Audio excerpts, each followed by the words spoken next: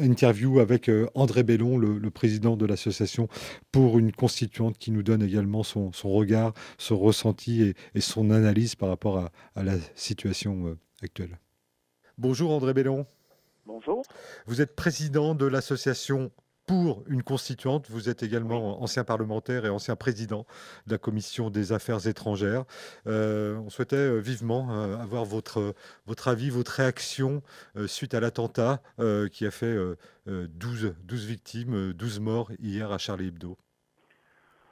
Écoutez, la première réaction, ça ne surprendra personne, c'est une réaction d'émotion et de condamnation d'un acte qui est un acte de barbarie pure. Voilà. Donc la première chose, c'est de penser aux victimes et de saluer leur mémoire. Voilà. Est-ce que cet attentat est en quelque sorte une faillite ou une faiblesse de la République, de l'éducation, de tout cela, quand on regarde un peu de plus près le profil des assassins? Est-ce que on peut dire ça ou c'est pas le Bon, le moment de profil dire des ça? assassins, jusqu'à présent, il n'y avait aucune certitude. Hein. Donc, attendons l'enquête, enfin l'action de la police et l'enquête judiciaire. Cela étant, pour ce qu'on croit en savoir pour l'instant, il y a effectivement une dégradation de la situation et des valeurs républicaines et laïques. Et on peut se demander, mais là c'est purement une spéculation intellectuelle, on peut se demander si, quelque part, ce type d'attentat n'est pas destiné justement à créer des fractures dans la société, et dans la société française, dont la cohérence, disons jusqu'à une date récente, était fondée sur les valeurs républicaines et laïques. Mm. Alors ensuite, le reste n'est que spéculation. La question qui se pose, c'est comment répondre à ce type d'attentat et à ces assassinats euh, autrement que par des déclarations. Bon, les rassemblements sur la base de l'émotion, non seulement il n'y a rien, il y a aucune critique à en faire, mais je dirais ils sont bien nécessaires. Bon, mais on ne peut pas en rester là. Donc, qu'est-ce qu'on en tire sur le plan politique? Alors justement, les perspectives politiques pour le républicain que vous êtes, André Bellon, est-ce qu'on va assister à un sursaut républicain qui va dépasser l'émotion à laquelle vous faisiez référence à l'instant, ou est-ce que justement ça va bénéficier aux intolérants, et suivez mon regard? Si vous avez, si vous avez, je crois, lu le communiqué de l'association pour les constituantes qui a été publié hier soir, Vive la liberté, son euh, titre, hein. nous appelons effectivement au rassemblement du peuple sur la base des valeurs républicaines et laïques. Le problème étant que lorsque vous parlez de sursaut républicain, vous sous-entendez déjà que quelque part cette unité républicaine n'est pas dans sa meilleure forme, hein, et que donc ça nécessite de savoir pourquoi.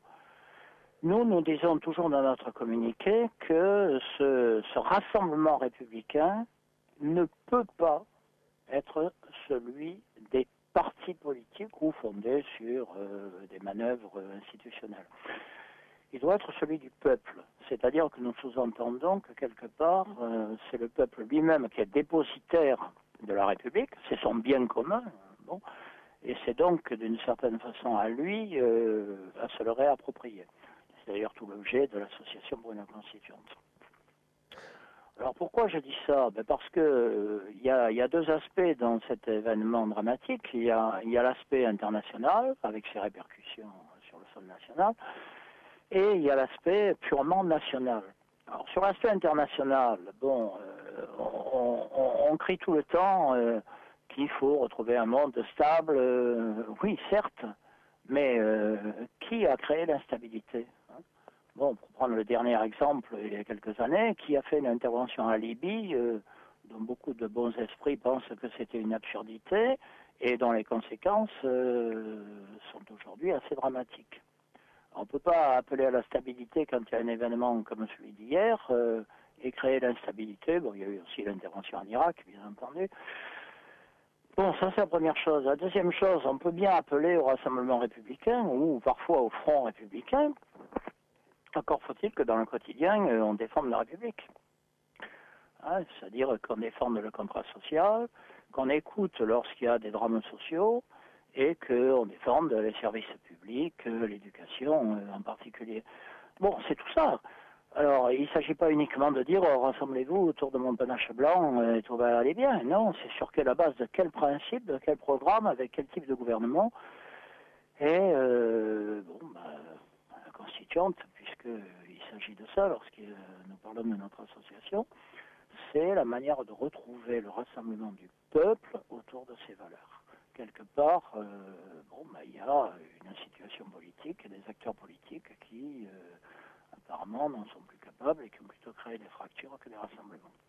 Il y a une grande responsabilité également de l'ordre économique mondial, André Bellon, selon vous? Il est certain que l'ordre économique mondial, à partir du moment où il est devenu l'alpha et l'oméga des relations humaines, ne facilite pas le maintien du contrat social et des valeurs républicaines.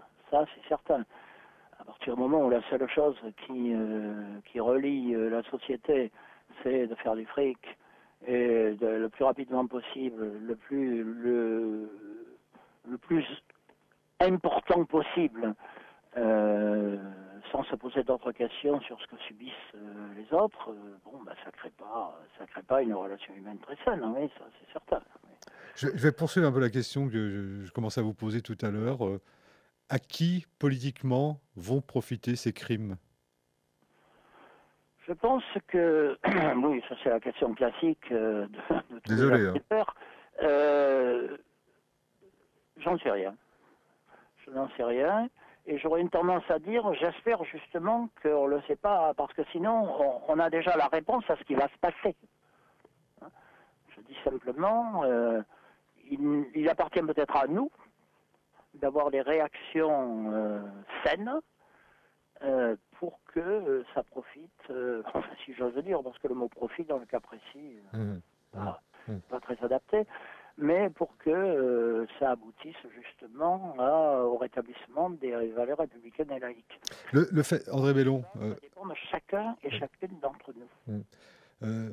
Dernière question, André Bellon. Le fait que François Hollande reçoive un certain nombre de personnalités, les responsables politiques, y compris le Front National, qu'est-ce que ça évoque comme réaction pour vous?